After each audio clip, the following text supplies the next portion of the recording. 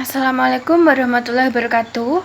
Perkenalkan, saya Anggi Wahyu Prastia, mahasiswi akuntansi A 2016, Universitas PGRI Adibuana Surabaya. Di sini saya akan menjelaskan tentang harmonisasi akuntansi internasional.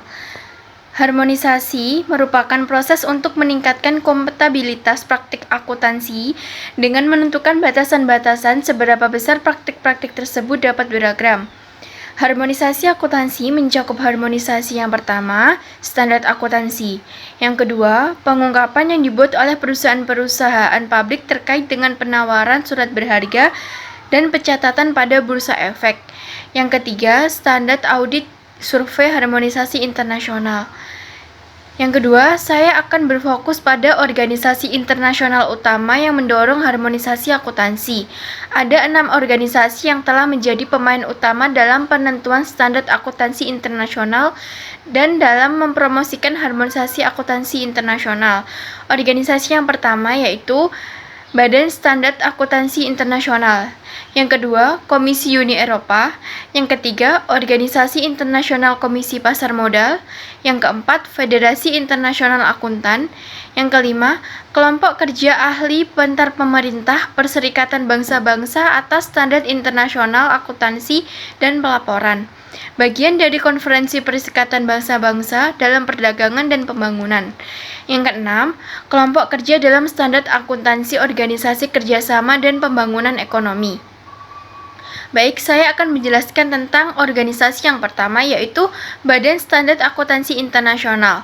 Badan Standar Akuntansi Internasional merupakan badan pembuatan standar sektor swasta yang independen yang didirikan pada tahun 1973 oleh organisasi akuntansi profesional di 9 negara dan direstrukturisasi pada tahun 2001. Tujuan organisasi ini adalah untuk mendorong penggunaan dan penerapan standar-standar tersebut yang ketat. Yang kedua, untuk membentuk konvergensi standar akuntansi nasional dan standar akuntansi internasional dan standar pelaporan keuangan internasional ke arah solusi berkualitas tinggi. Yang kedua, Organisasi Komisi Uni Eropa. Traktat Roma mendirikan pada tahun 1957 dengan tujuan untuk mengharmonisasikan sistem hukum dan ekonomi negara-negara anggotanya.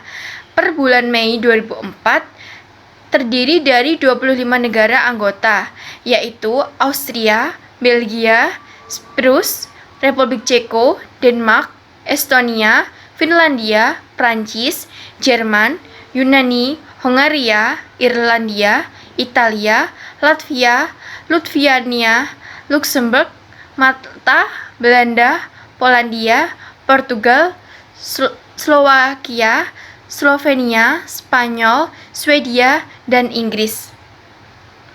Yang ketiga, Organisasi Internasional Komisi Pasar Modal. Beranggotakan sejumlah badan regulator pasar modal yang ada di lebih dari 100 negara.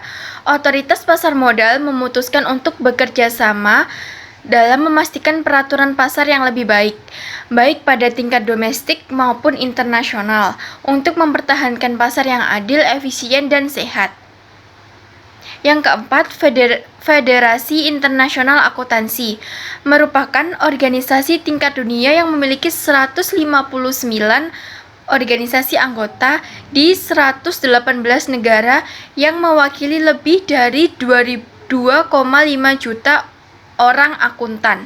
Didirikan pada tahun 1977. Misi organisasi ini adalah untuk mendukung perkembangan profesi akuntansi dengan harmonisasi standar sehingga akuntan dapat memberikan jasa berkualitas tinggi secara konsisten demi kepentingan umum. Baik, saya akan menjelaskan tentang Badan Standar Akuntansi Internasional.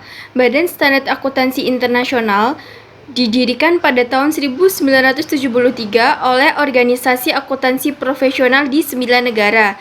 Tujuan organisasi ini adalah satu, untuk mengembangkan dalam kepentingan umum satu set standar akuntansi global yang berkualitas tinggi dan dapat dipahami dan dapat diterapkan yang mewajibkan informasi yang berkualitas tinggi, transparan, dan dapat dibandingkan dengan laporan keuangan. Yang kedua, untuk mendorong penggunaan dan penerapan standar-standar tersebut dengan ketat, untuk membawa konvergensi standar akuntansi nasional dan standar akuntansi internasional dan pelaporan keuangan internasional ke arah solusi berkualitas tinggi. Konvergensi IFRS. Dunia akuntansi saat ini masih disibukkan dengan adanya standar akuntansi yang baru, yaitu Standar Akuntansi Keuangan Internasional IFRS. Tujuan penerapan IFRS adalah memastikan bahwa penyusunan laporan keuangan intern perusahaan untuk periode-periode yang dimasukkan dalam laporan keuangan tahunan mengandung informasi berkualitas tinggi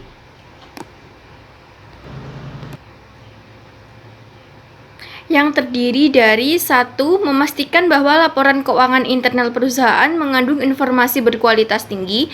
Yang kedua, transparan bagi pengguna dan dapat dibandingkan sepanjang periode yang disajikan. Yang ketiga, dapat dihasilkan dengan biaya yang tidak melebihi manfaat untuk para pengguna. Baik, sekian presentasi dari saya.